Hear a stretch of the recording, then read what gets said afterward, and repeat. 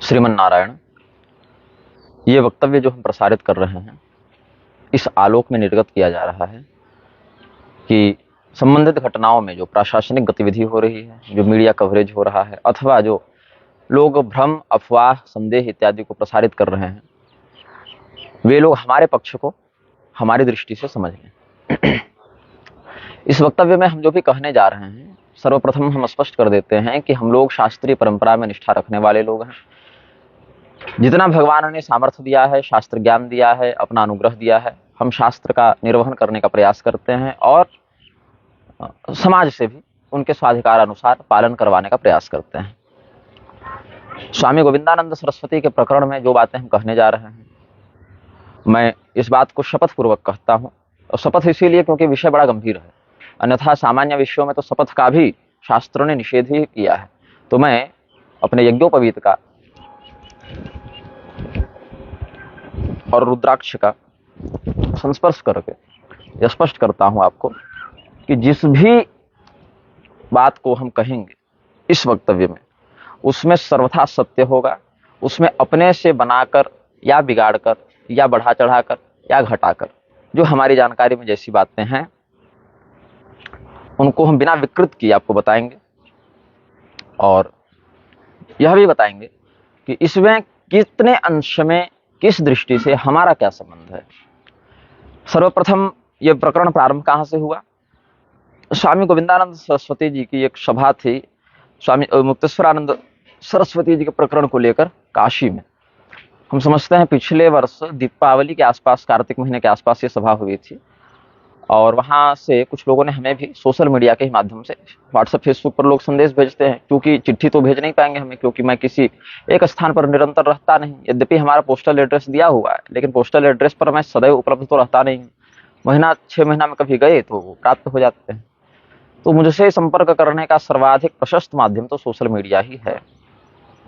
हमने वहां के आयोजकों को यह कहा था कि मैं अभी, उस समय मैं मंदसौर में था, रामानुज कोट में, हमारी श्री विष्णु पुराण की कथा चल रही थी, आपको संस्मरण होगा, तो पिछले वर्ष हम वहीं थे। तो हमने कहा कि भाई हम यहाँ से अब वाराणसी जाएं, ये भी संभव नहीं है, क्योंकि अब हमेशा गाड़ी उपलब्ध नहीं होती, कभी टिकट बने नहीं बने, और हमारे पास कोई ऐसा संसाधन भी नहीं है कि हम 10 नेता मंत्री फोन कर दें तो हमारे लिए 4 गाड़ी आ जाए, ऐसा भी नहीं है और समय भी नहीं है। अब अचानक से आप कहिए परसों आ जाइए, तो हम अपना सारा काम छोड़कर कैसे आ सकते हैं। लेकिन फिर भी हमारा जो पक्ष है, हम जो समझते हैं इस आलोक में, हम एक वीडियो के माध्यम से अपना बता देंगे। हमने वो जारी भी किया था, वो वीडियो यूट्यूब फेसबुक पर उपलब्ध भी है। गोविंदानंद सरस्वती वहां गए थे, हम नहीं गए थे, क्योंकि मेरे पास वैसी व्यवस्था नहीं थी जाने की, अन्यथा हम जा भी सकते थे, अगर प्रबंध होता तो जा भी सकते थे। उसके बाद फिर बहुत ही धैर्य का परिचय देने के बाद, करीब करीब 5-6 महीने तक प्रतीक्षा करने के बाद, अलग अलग लोगों के मुख से इस प्रकरण में अलग अलग बातों को सुनने के बाद, संबंधित जितने भी चित्र थे, दस्तावेज थे, वीडियो थे, उन सबों का अध्ययन करके और उनकी प्रामाणिकता की परख करने के बाद, हमने एक सामान्य सा प्रश्न पूछा था कि स्वामी अभिमुक्तेश्वरानंद सरस्वती को स्वामी गोविंदानंद सरस्वती बताते हैं कि ये शूद्र हैं, ब्राह्मण नहीं है, और इन्होंने छल करके स्वामी स्वरूपानंद सरस्वती जी को अपना झूठा परिचय देकर उनसे दंड संन्यास ग्रहण किया है। तो उस आलोक में मैंने बस यही पूछा था कि आपको कब पता चला, कैसे पता चला कि ये सरस्वती जी, अभिमुक्तेश्वरानंद सरस्वती शूद्र हैं? अगर गुरु जी के जीवित रहते पता था तो गुरु जी को आपने सचेत क्यों नहीं किया, और अगर किया तो गुरु जी आपकी बात क्यों नहीं माने, और अगर नहीं माने तो फिर गुरु जी को इस बात का दोष क्यों नहीं लगना चाहिए? उनको एक अब्राह्मण को दंड संन्यास देने का जो दोष है, उसके कारण पतित क्यों नहीं मानना चाहिए? और यदि आप कहें कि गुरु जी के देहावसान के ब्रह्मलीन होने के बाद हमें यह पता चला, उसके बाद भी यह पता चला, तो आप स्वामी अभिमुक्तेश्वरानंद सरस्वती के चरणों में साष्टांग प्रणाम क्यों कर रहे थे? अनेकानेक चित्र वीडियो इस बात के हैं।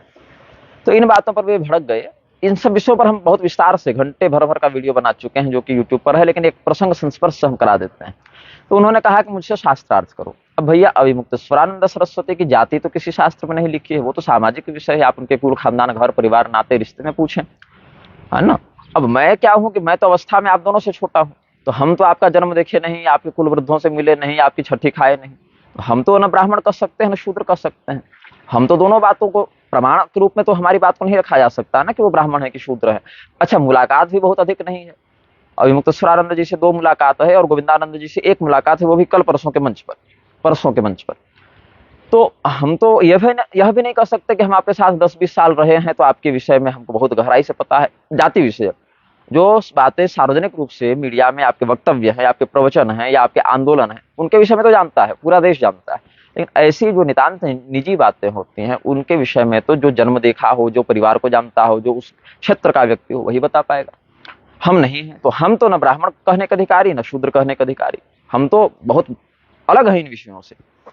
लेकिन फिर भी चूंकि सनातन धर्मी है और एक शंकराचार्य पीठ की बात है और शंकराचार्य के गद्दी के दावेदार की बात है, और उस स्थिति में ऐसा विभत्स तमाशा होना ये शोभनीय नहीं है। तो हमने बस सामान्य सा प्रश्न किया था, तो इन्होंने कहा हमसे शास्त्रार्थ करो। तो शास्त्रार्थ तो देखिए बंधु, शास्त्रीय विषय पर होता है, जिसका वर्णन, जिसका उल्लेख धर्मशास्त्रों में हो, धर्मशास्त्रीय साहित्य में हो। लेकिन इनको शास्त्रार्थ करना है, तो पहली बात तो इनका विषय ही शास्त्रगत नहीं है।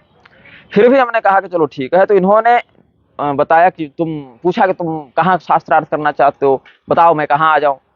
तो अब भैया देखिए, मैं कहीं मेरा कोई मठ नहीं है, कोई आश्रम नहीं है, कहीं मैं स्थायी रहता नहीं, बल्कि पैतृक स्थान भी जहाँ मेरा गांव है, जहाँ मेरा जन्म हुआ, वहां भी हम साल में एक आध बार चले गए तो बहुत बड़ी बात है।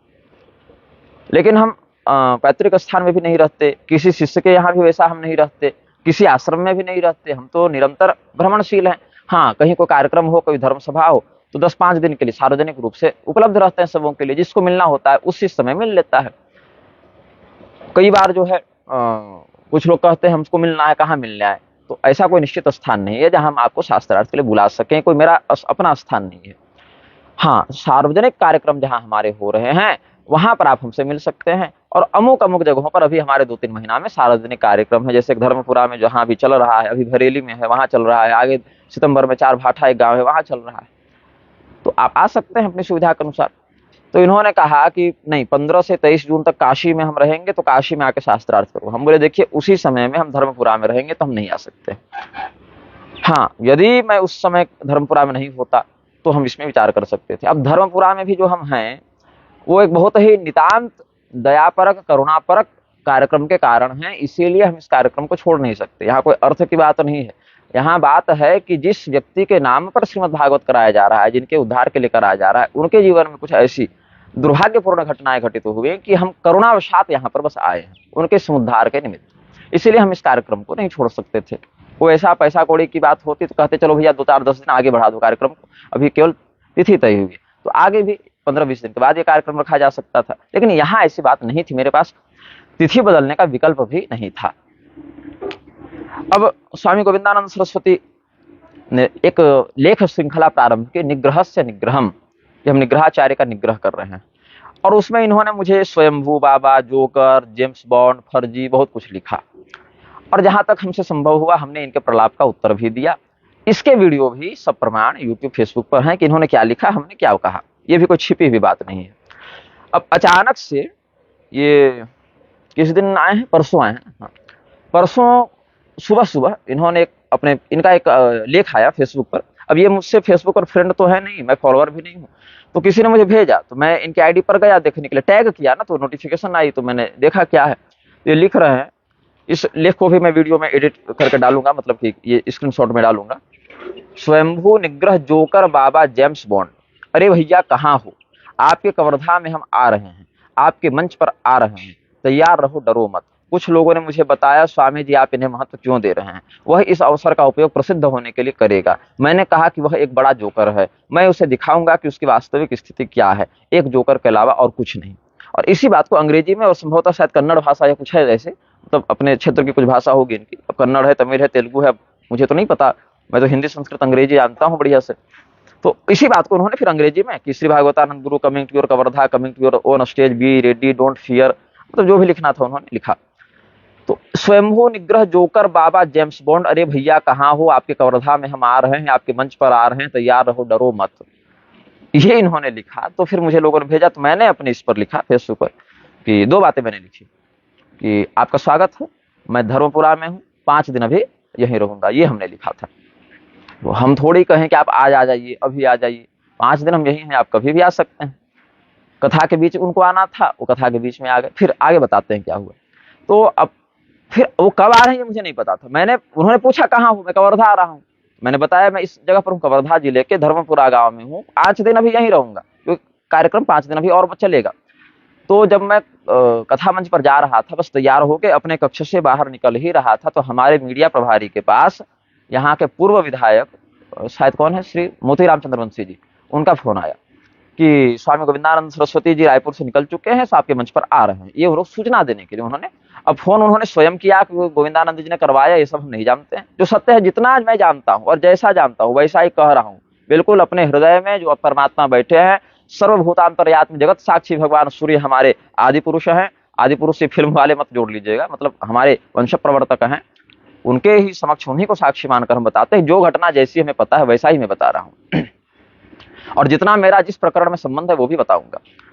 तो पता चला कि स्वामी गोविंदानंद जी आ रहे हैं। तो हमने पूछा कब आ रहे हैं, तो बोले अब देखिए रायपुर से तो निकल चुके हैं, अब आने में जो समय लगे, अब हो सकता है यहाँ सीधे आ जाए या कवर्धा किसी के यहाँ रुके और फिर आए, अब क्या होगा मैं नहीं जानता। तो हमने कहा क्या करना है कथा में, तो बोले कथा करते हैं। तो हमको कहा गया लोगों के द्वारा, बल्कि मीडिया प्रभारी इत्यादि ने भी कहा, और 1-2 लोगों ने कहा कि मंच से इसको बोला जाए क्या, कैसे किया जाए क्या। तो विचार किया गया कि जब आने की बात हुई है तो बिना आए हम कैसे बोल दें। हो सकता है आए, हो सकता है न आए, हो सकता है विलंब से आए, हो सकता है अभी आ जाए। आ जाएंगे तो सबको पता चल जाएगा कि आ रहे हैं। फिर भी हमने फेसबुक पर लिख दिया था कि भैया आ रहे हैं तो स्वागत है। अब कथा जब चली, लगभग हम समझते हैं 1.5 घंटे से कुछ ऊपर कथा चली थी। हम उस समय ऋषभदेव के चरित्र का व्याख्यान कर रहे थे, वो व्याख्यान भी यूट्यूब पर है। अब बीच में फोन पर फोन आ रहे थे, तो हमने बस कहा था स्वामी जी आए तो उनके लिए एक बढ़िया आसन सम्मानजनक तरीके से मंच पर स्थापित करवा दीजिएगा। अब ठीक है, साधु हैं, संत हैं, महात्मा वेश में हैं, दंडी सन्यासी हैं, तो इतना तो सामान्य शिष्टाचार सनातनियों का होना चाहिए। तो आए और उनके साथ उनके अंगरक्षक थे। अब उस समय हमको नहीं पता था कि ये अंगरक्षक किनके द्वारा दिए गए हैं। बाद में कल हमें स्थानीय लोगों ने, जिनके कहीं कहीं पहुंच है, उन्होंने बताया कि संभवतः स्वामी अवधेशानंद गिरी जी ने अपने किसी शिष्य, नेता, मंत्री, IAS IPS किसी को कुछ फोन किया था, उनके पैरवी पर इनको अंगरक्षक मिले हुए थे। ये बात सही भी हो सकती है, गलत भी हो सकती है, लेकिन हमको सुनने में यही मिला। या फिर कल उन्होंने जो शिकायत की है अपने ऊपर हुए हमले की, जो आगे हम जिस बात का वर्णन करेंगे, उसमें उन्होंने जो कहाँ कहाँ गृह मंत्रालय और मुख्यमंत्री और सचिव और DGP जहां जहां लिखा है, वहां पर बताया गया कि वे छत्तीसगढ़ सरकार के राजकीय अतिथि थे। तो स्टेट गेस्ट होने से सरकार की जिम्मेदारी बनती है उनको सुरक्षा देने की, तो वो भी दे सकते हैं। हो सकता है कि अपने पैरवी से भी उनको, या अपने बड़े धर्माधिकारी हैं तो प्रसिद्ध हैं तो कह के सरकार ने दे रखा होगा। अब क्या था मुझे नहीं पता, लेकिन 4-5 बंदूकधारी, 4-5 तो होंगे ही क्या, 4-5 बंदूकधारी अलग अलग रैंक पे उनके साथ थे। वो पायलट वैन होता है, हूं हूं करता है सायरन वाला, उसकी ध्वनि आई और कथा के बीच में आई, तो फिर हम समझ गए कि शायद वो आ चुके हैं। तो अब जो आयोजक गण थे, उनके भाई बंधु उठे, स्वामी जी के अगवानी के लिए, स्वागत के लिए गए। अब देखिए मैं क्या हूं ना, मैं एकाग्र होकर कथा करता हूं और श्रोता से अपेक्षा रखता हूं कि एकाग्र होकर श्रोता कथा को सुने। श्रोता यदि भगदड़ करे, बातचीत करे, अन्य मनस्कता का प्रदर्शन करे, तो हम कथा नहीं कर पाते हैं। अथवा हमारे चित्त में कोई अशांति हो, उद्वेग हो, आलस्य हो, प्रमाद हो, तो ऐसी स्थिति में हम कथा नहीं कर पाते हैं। मेरा चित्त शांत हो, भगवान के प्रति लगाव हो, शास्त्र के प्रति हमारी एकाग्रता हो, क्या बोल रहे हैं, कैसे बोल रहे हैं, इसकी प्रबुद्धता हो, श्रोता का भी तारतम्य बने, तब कथा शुद्ध मानी गई है, प्रभावकारिणी मानी गई है। तल्लीनता के, एकाग्रता के अभाव में गोकर्ण जी का प्रकरण देंगे। धुंधुकारी को जब ले जा रहे थे विष्णु पार्षद, तो गोकर्ण जी ने कहा ना कि अत्र वैभवशंति श्रोतारोपम निर्मला, तो ऐसा फल भेद क्यों हुआ, तो बोले भाव भेद से फल भेद हुआ। तो मेरे श्रोता भी अगर कभी ऐसा लगे कि कोई व्यवधान के कारण हड़बड़ा रहे हैं या आलस्य का प्रदर्शन कर रहे हैं, तो हम कहते हैं भैया तुम जाओ यहाँ से, सुनना है ढंग से सुनो। अब स्वामी जी के आने पर जो एक प्रकार से आयोजक स्वागत के लिए उठे, तो एक तारतम्य भंग हुआ, तो मैं मौन हो गया। और अपने जो स्थानीय संगीतज्ञ थे, कीर्तन के लिए आए थे, मैं तो संगीतज्ञों को लेकर चलता नहीं, मेरे पास कोई वैसी टीम भी नहीं है, तो जो स्थानीय लोग थे भजन कीर्तन के लिए, और हमारे कथाओं में तो भजन कीर्तन होता भी उतना नहीं, नाच गाना जैसा, बस शुरू में एक बार भजन कर लो, शाम के समय मतलब कथा समापन पर आरती कर लो, बीच में अगर प्रसंग वैसा लगा कृष्ण जन्मोत्सव, विवाह का, तो कुछ एक भजन भाव बन जाए, या फिर भगवान नाम संकीर्तन 1-आधे घंटे में हो जाए। इसके अतिरिक्त कोई ताम झाम हम लोग नहीं करते वो नाच गान वाला। तो हमने कहा कि भाई तब तक, जब तक स्वामी जी आ रहे हैं मंच पर, आप लोग कुछ कीर्तन करा दीजिए। अब लोग भी सोचे कि भाई कौन आए, क्योंकि यजमान ने कहा कि भैया हमने तो किसी ऐसे विशिष्ट अतिथि को नहीं बुलाया है कि जिनके आगे पीछे पुलिस का ये सुरक्षा चक्र चले। तो अब कोई स्वामी महात्मा संत आ रहे हैं, तो उनका स्वागत किया जाना चाहिए। ऐसा विचार करके यजमान के परिवार वाले गए। हमारे ओर से भी जो हमारे प्रभारी है श्री ब्रजेश पांडे, मीडिया प्रभारी अभी वर्तमान में है, वो भी फूलमाला इत्यादि लेकर उनके स्वागत के लिए गए। तो स्वामी जी ने, अब मैं तो मंच से नहीं उतरा था, तो हमें बताया गया कि स्वामी जी ने फूलमाला इत्यादि पहनने से मना कर दिया। मतलब बड़े वो, मतलब एक क्या कहें, गर्म दिमाग में थे, मतलब तपाकी दिमाग में थे, उनके चित्त में क्रोध का बाहुल्य था। और हमें स्थानीय लोगों ने बताया, पुलिस वाले ने तो मुझे सीधे नहीं बताया, स्थानीय लोगों ने ही बताया कि पुलिस वालों ने जो उनके साथ आए थे, उन्होंने यजमान के परिवार या शायद कुटुंबीजनों को यह कहा कि स्वामी जी बड़े क्रोध में रायपुर से चले हैं, तो इनका मन ही है कुछ ऐसा कहने का, करने का कि कुछ झगड़ा हो जाए, तो थोड़ा आप लोग ध्यान रखिएगा। अब किस पुलिस वाले ने किसको कहा ये तो मैं देखने नहीं गया, जो बात मुझे जितनी पता है मैं उतना ही बिल्कुल सत्य सत्य आपको कह दे रहा हूँ। सत्यव्रतम सत्य परम सत्यम और सत्यात्मकम ताम शरणम प्रपन्ना, तो मैं असत्य भाषण नहीं करूंगा। सत्व गुण संपन्न होना, सत्यवादी होना, शमदवादी से युक्त होना, संतोषी होना, तपस्वी होना, ज्ञानी होना, ये सब तो ब्राह्मणत्व के लक्षण हैं। ऋषभदेव जी का ही प्रकरण चल रहा था, उन्होंने अपने पुत्रों को यह उपदेश दिया है। तो फिर उनका दूत आया, उनका जो परिकर था स्वामी जी का, उनका संदेश लेकर हमारे मंच पर आया कि स्वामी गोविंदानंद सरस्वती जी पूछ रहे हैं कि क्या किया जाए। तो हम बोले क्या किया जाए, उनको मंच पर लाइए, बैठाइए, उनको स्वागत कीजिए, उनका सत्कार कीजिए। तो बोले नहीं, वो मंच पर ऐसे नहीं आएंगे।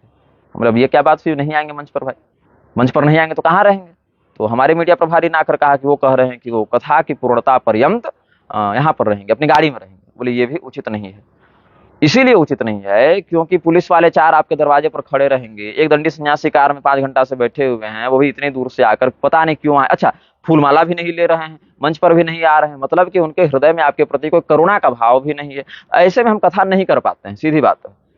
ये जो माहौल खराब होता है ना, यजमान का ही मन सही सही चलेगा, ना वक्ता का ही मन सही सही चलेगा। तो हमने सोचा भैया ये तो इस प्रकार से करेंगे, तो हमने कहा क्या दिक्कत है, मैं व्यासपीठ छोड़कर नहीं उतरना चाहता, क्योंकि ये भी एक दोष ही कहा जाएगा, तो व्यासपीठ छोड़कर हम क्यों उतरे। हाँ ये बात है कि उनका सम्मान, तो उनका आसन बढ़िया लगा हुआ है, कोई उनको जमीन पर नहीं बैठा रहे, अच्छा सोफा लगा हुआ है, उस पर अच्छे नवीन वस्त्रों से उसको आच्छादित किया गया है। अगर ज्यादा दिक्कत हो तो 2 ईंटा और लगा देते हैं, थोड़ा आसन और ऊंचा हो जाए, इससे अधिक हम नहीं कर सकते। तो स्वामी जी ने संदेश भिजवाया। ये सब बातें जनता के सामने है, कुछ बातें तो हमने माइक पर भी कही ताकि सभी लोग सुन लें।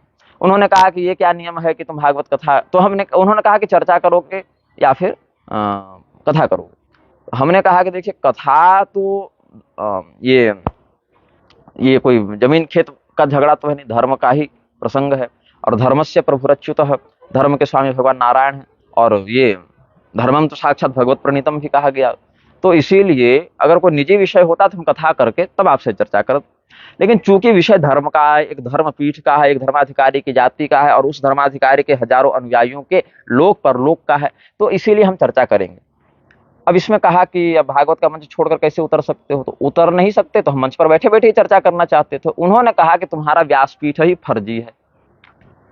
दोनों बातें उन्होंने कही हैं, पहले तो, बाद में फिर उन्होंने कहा कि तुम्हें हमने व्यासपीठ से इसीलिए उतरने के लिए कहा कि कहीं तुम व्यासपीठ पर बैठकर हार जाओ हमसे, तो फिर व्यासपीठ की अवमानना होगी। तो भैया जब आप मेरे व्यासपीठ को पहले फर्जी बता रहे थे, तो फर्जी व्यासपीठ के हारने से तो बढ़िया है ना, असली व्यासपीठ वाले जीतेंगे। यदि आप मेरे व्यासपीठ को फर्जी मानते हैं कि मैं नकली व्यासपीठ बनाकर घूम रहा हूं, उस स्थिति में तो फर्जी व्यासपीठ को हारना ही चाहिए, तब तो आपको मुझे व्यासपीठ पर बैठा कर ही हराना चाहिए था।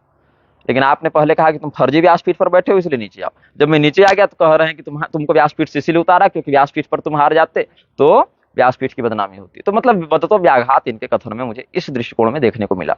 तो हमने कहा कि अब चलो ठीक है, कुछ प्रत्यवाय लगेगा तो भगवान उसको क्षमा करें। हमने वहां पर जो न्यास किया था उसका विसर्जन किया, आचमन किया, शिखा मोचन किया, क्योंकि मंच पर बैठने के बाद शिखा बंधन आचमन न्यास का विधान है। और पुनः हमने अपने इष्ट को, गुरु को स्मरण किया। अब हम लोग निग्रह संप्रदाय में अनेकानेक निग्रह करता देवताओं का समादर करते हैं, तो वंदे हम बगलाम देवीम दुष्ट निग्रह कारणीम, ये सब हम लोग कहते हैं। तो हमने भगवती बगलामुखी का संस्मरण किया। क्यों किया? क्योंकि भगवती बगलामुखी का प्रभाव कहता है, वादी मूकति रंकति क्षितिपतिर वैश्वानर शीतति, क्रोधी शाम्यति दुर्जन सुजनति क्षिप्रानुग खंजति, गर्वी खरवति सर्व विच्च जड़ति तद यंत्रणा यंत्रतः। इसके बाद कुछ पाठ भेद है अलग अलग ये प्रतियों में, लेकिन जो प्रचलन में हमारे यहाँ है, माता श्री बगले परात्परे कल्याणी तुभ्यम नमः। तो इसमें भगवती बगलामुखी का संस्मरण करने का उद्देश्य यह नहीं था कि सामने वाला वाकस्तंभित तो हो जाए या सर्वविच्च जड़ती हो जाए, नहीं, क्रोधे शाम्यति। पहले तो स्वामी जी के चित्त में जो क्रोध है वो शांत हो, क्योंकि शांत चित्त से कोई चर्चा हो सकती है। अथवा यदि ऐसा न भी हो तो कम से कम स्वामी जी का पक्ष जो है वो उनके मुख से कुछ ऐसा ना निकले कि धर्म के विरुद्ध चला जाए या कोई विवाद की स्थिति हो। मतलब कुल मिला के सभी लोगों का मंगल हो, इस कामना से हमने भगवती का संस्मरण किया।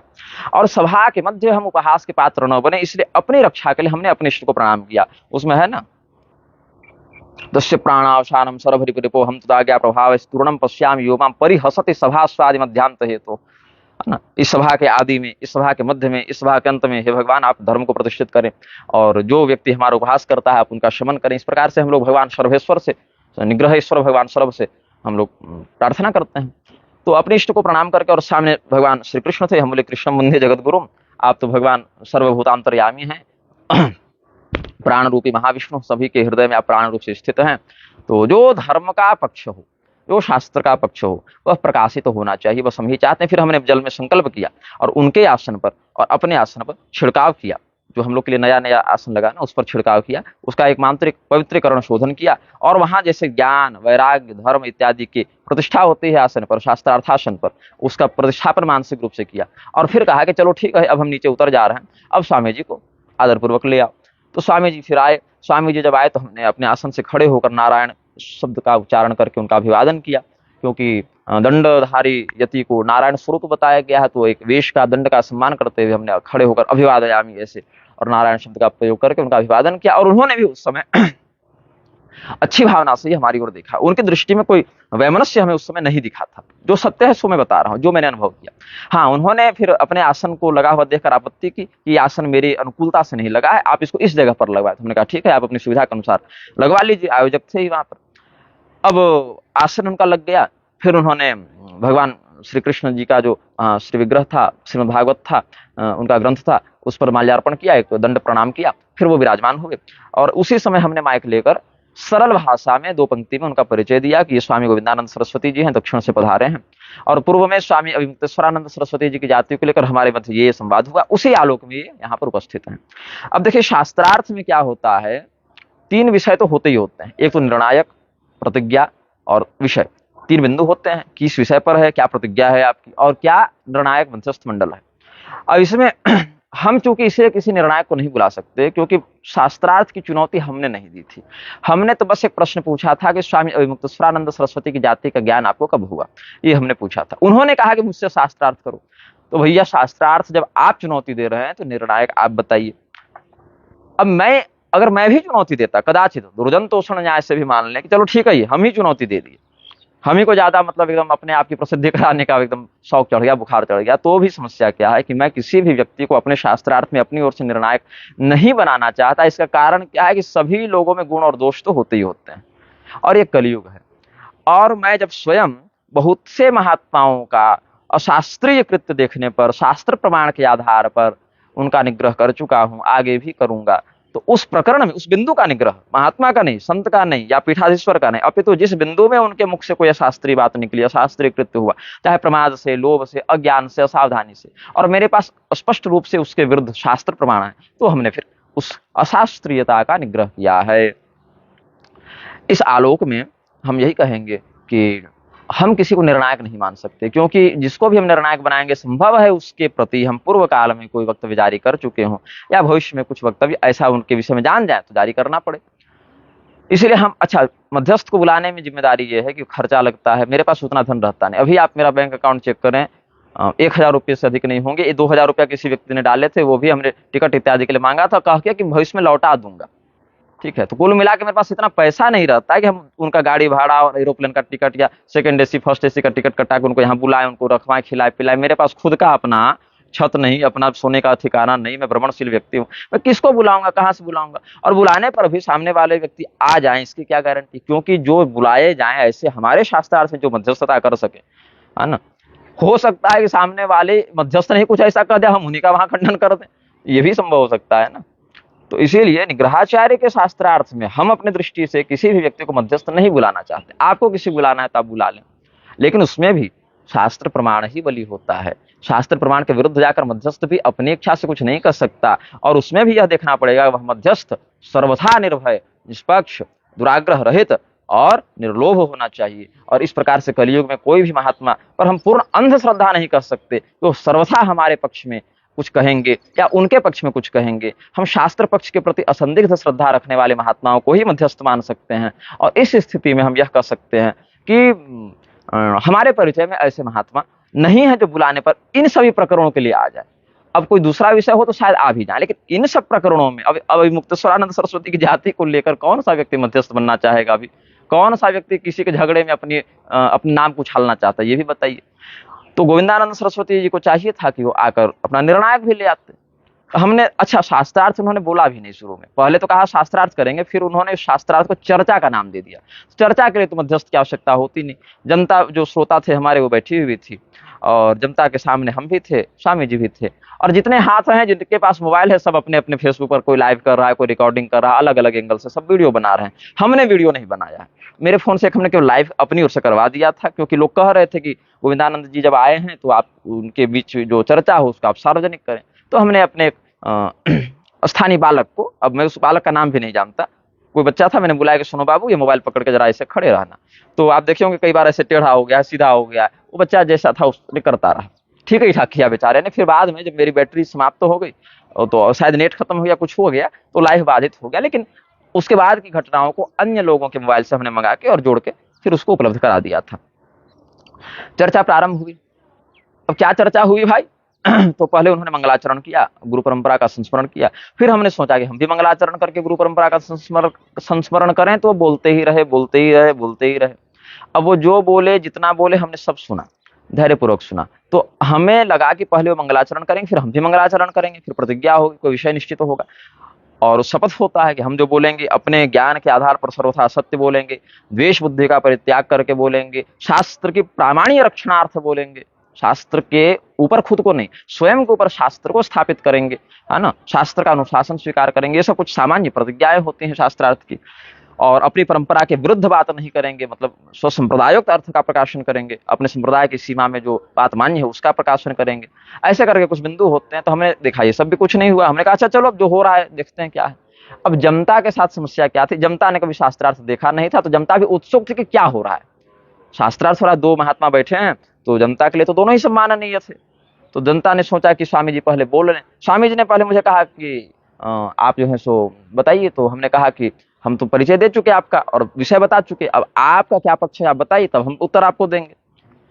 तो स्वामी जी फिर बोलना प्रारंभ किए। अब स्वामी जी ने जो बातें बोली लगभग 1.5 घंटा से ऊपर ही बोली, और एक ही बात को 5 बार बोली। कभी कह रहे हैं उदाहरण दे देकर, बच्ची बताओ कि तुम बताओ कोयल कैसे बोलती है, कौवा कैसे बोलता है। अब इस प्रकार से मतलब विषय को पूरा भटका कर मूल बिंदु से इतर जाते हुए, विषय क्या था? स्वामी मुक्तेश्वरानंद सरस्वती शूद्र हैं कि ब्राह्मण हैं, पहला विषय। उसी के अंतर्गत दूसरा विषय था निग्रहाचार्य असली आचार्य हैं कि फर्जी आचार्य। यही प्रधानता से 2 विषय थे। और इन 2 विषयों पर 10 मिनट अथवा बहुत बढ़ा के बोले तो 20 मिनट में बहुत अच्छे से अपनी बात रखी जा सकती थी। लेकिन स्वामी जी ने शंकराचार्य जी मंडन मिश्र के पास गए तो ये शास्त्रार्थ किया, तो शंकराचार्य जी का ये महात्म्य है, तो ये है वो है कह के, मतलब मुख्य विषय के इतर जाकर बहुत सी बातें की। अब मैंने जब हमारे पक्ष से कुछ लोग बोलना चाहे तो हमने उनको रोका और कहा कि पहले सुन लीजिए वो क्या कह रहे हैं। जब हमने देखा कि स्वामी जी बहुत दीर्घ काल तक बोलने लगे, तब फिर हमने कहा अगर आपका हो गया हो तो अपने विषय का पूर्ण करें, फिर हम कुछ बोलेंगे। तो स्वामी जी ने जितनी बातें कही, हो सकता है दक्षिण भारत के होने से उनके हिंदी उच्चारण में कुछ त्रुटि हो या कुछ उन्होंने परिष्कृत भाषा का प्रयोग न किया हो, या हो सकता है साउंड सिस्टम के कारण कुछ उस प्रकार से, क्योंकि माइक मेरा नहीं है, कैमरा मेरा नहीं है, साउंड बाजा मेरा नहीं है, उच्चारण भी उन्हीं का है, मेरा नहीं है। तो जनता को मोबाइल में जो सामने बैठे थे वो तो समझ गए, लेकिन मोबाइल में रिकॉर्डिंग आने पर ध्वनि कुछ बदल जाती है ना। तो जो लोग स्वामी जी की बात को नहीं समझ पाए, आधा अधूरा समझे, हम बिंदुगत जो मुख्य बात है, अब बहुत घुमा फिरा कर तुम एमबीबीएस हो, तुम कांस्टेबल हो, डीजीपी हो, उससे मतलब है। जो सिद्धांतगत बात है उसको हम बोलते जा रहे हैं। स्वामी जी ने क्या कहा? अब स्वामी जी ने मेरा उत्तर तो सुना नहीं। मैं जब बोलना चाहता था तो स्वामी जी ने कहा तुम फर्जी हो, मैं फर्जी लोगों की बात नहीं सुनता, ये नहीं करता, वो नहीं करता। उसके बाद जब जनता 1.5 घंटा तक सुन सुनकर थक गई, तब जनता ने कहा भैया ये काम तो 7 बजे के बाद, कथा के पूर्ण होने के बाद भी किया जा सकता था। अब लोग मुझ पर आक्षेप कर रहे हैं कि तुमने जो है यजमान को धोखे में रखा, तुमने यजमान की कथा में विघ्न डाला, तुमने भागवत मंच का अपमान किया। ये भागवत कथा का मंच है कि शास्त्रार्थ का मंच है? अब देखिए समस्या क्या है ना, यजमान को हमने धोखे में नहीं रखा, क्योंकि यजमान के ही मामा ने फोन करके बोला कि गोविंदानंद सरस्वती आ रहे हैं।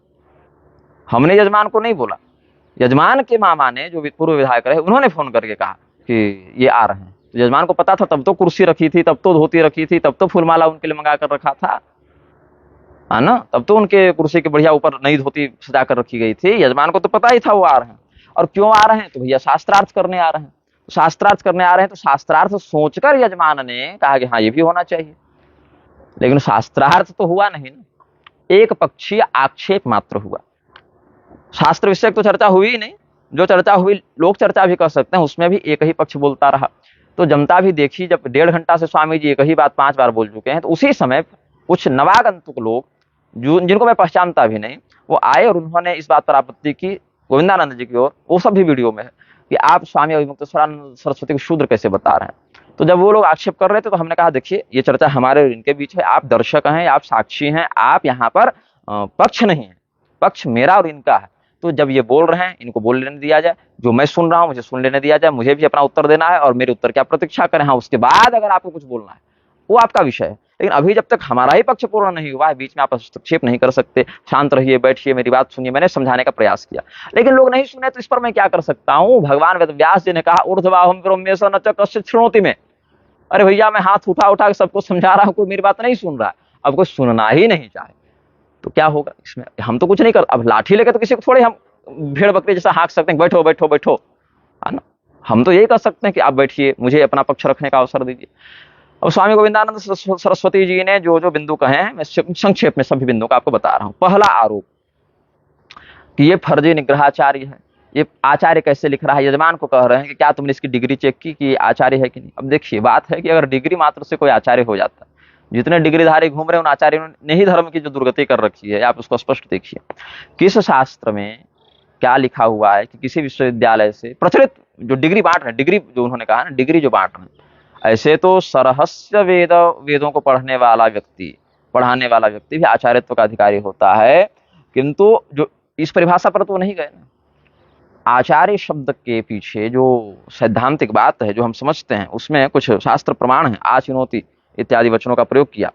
स्वयं आचरते यस्तु आचार्य स्थापयत्यपि आचिनोति च शास्त्रार्था नाचार्यस्तेन चोच्यते। लिंग पुराण के उत्तर भाग में 20वें अध्याय में कहते हैं, स्वयं जो शास्त्र सम्मत आचरण करे और अपने अनुयायियों से आचरण करवाए या शास्त्र सम्मत आचरण की स्थापना करे, शास्त्र के अर्थ को, विकृतार्थ नहीं सदर्थ को जो प्रकाशित करे, उसको आचार्य कहते हैं। ब्रह्मांड पुराण में भी पूर्वार्ध अध्याय 32 में कहते हैं, स्वयं आचरते यस्माद् आचारं स्थापयत्यपि आचिनोति च शास्त्राणि आचार्यस्तेन चोच्यते। वायु देवता का भी मत है, आचिनोति च शास्त्रार्था नाचार्य स्थापयत्यपि तस्माद् आचार्य इत्युक्तः सर्वकार्योपदेशकः।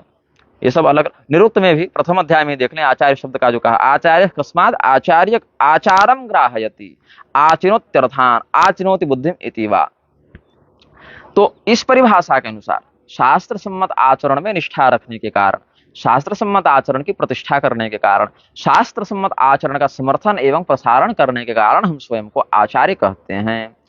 अब निग्रहाचार्य क्यों कहते हैं? तो जिस प्रकार से अलग अलग संप्रदाय के आचार्य होते हैं, है ना, वैष्णव संप्रदाय में वैष्णवाचार्य होते हैं, कौल संप्रदाय में कौलाचार्य होते हैं, उसी प्रकार से निग्रह संप्रदाय में निग्रहाचार्य होते हैं। निग्रहाणाम जो आचार्य स निग्रहाचार्य। तो निग्रहागम तंत्राणि शतद्विशत भेदतः अयम आगम पर्याय सिद्ध रूप प्रकाशित। जैसे वैष्णवागमों के जो उपदेष्टा हुए, अनुयायी हुए, है ना, वो वैष्णवाचार्य कहलाए, वैसे ही निग्रहागमों के जो उपदेष्टा हुए, अनुयायी हुए, है ना, प्रतिष्ठापक हुए, प्रसारक हुए, वे निग्रहाचार्य कहलाते हैं। अब ये बात है कि निग्रहाचार्य और क्या है, कैसे हैं, पहले कोई हुए कि हम ही पहले हो गए, ऐसा नहीं। ये सब हमसे पहले जो निग्रहाचार्य, उदित रवि प्रभावन निग्रहा ये च पूर्वे जगत दिवि जयेयु राधका धर्म वृत्ते नदनु कपट शास्त्रा यावका ये महांतस प्रकटित मति शास्त्रा नग्रजान्नौमि नित्यम। हमने महावाक्यों का जो निवृत्ति भाष्य किया, उसके मंगलाचरण में लिखा, हमसे पहले जो निग्रहाचार्य हो चुके हैं, जिन्होंने कपट शास्त्रों का खंडन किया और सत शास्त्रों की प्रतिष्ठा की। जिस प्रकार से सूर्य के उदित होने पर, उदित रवि प्रभावन, सूर्य के उदित होने पर ऐसे अंधकार शमित होता है, वैसे कपट रूपी अंधकार का नाश करने के लिए जो उदित सूर्य के समान है, उनकी इस पृथ्वी पर और अन्य लोकों में भी उनकी विजय हो, उनका यश बढ़े, ऐसा हमने मंगलानुशासन उनका निवेदित किया है। तो हम ही पहले निग्रहाचार्य हैं, ऐसा तो हमने नहीं कहा। हाँ, ये जरूर कहा है, मदंते निग्रहाचार्य भविष्यन्ति न वै कलो, कलयुग में मेरे बाद कोई दूसरे निग्रहाचार्य नहीं होंगे। इस श्लोक का तात्पर्य लोग नहीं समझ रहे हैं। तो किस परंपरा में, किस मंत्र में, किस आगम में कौन से आचार्य नहीं होंगे, कली का क्या अर्थ है, कली का क्या कालावधि यहाँ पर निर्णित है, ये सब हम निग्रह प्रवेशिका में स्पष्ट करेंगे। निग्रहाचार्य तो होंगे, लेकिन उस श्लोक का तात्पर्य क्या है, उसमें क्या कालावधि है, क्या मंत्र मर्यादा है ना, ये सब मैं निग्रह प्रवेशिका में स्पष्ट करूंगा। इसलिए एक लाइन को उठाकर कोई कहे कि मैं स्वयं को एकमात्र निग्रहाचार्य मानता हूं, ऐसा नहीं। हाँ, ये अवश्य है कि निग्रह संप्रदाय के आचार्य पद पर जीवित बचे लोगों में अभी हम एकमात्र हैं वर्तमान में, ये मैं कह सकता हूं मेरे संज्ञान में प्रमाण पूर्वक।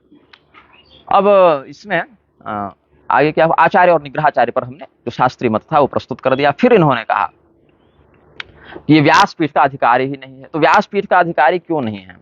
आप गौर किए होंगे, जो पूरे प्रकरण को प्रारंभ से देख रहे हैं, स्वामी अविमुक्तेश्वरानंद सरस्वती जी जब कुसुम घटा आए थे रुद्र महायज्ञ में, हम भी थे 2 दिन के लिए उनका और 2 दिन के लिए मेरा मंच था, और दोनों का दिन समान ही था, अलग अलग दिन नहीं था।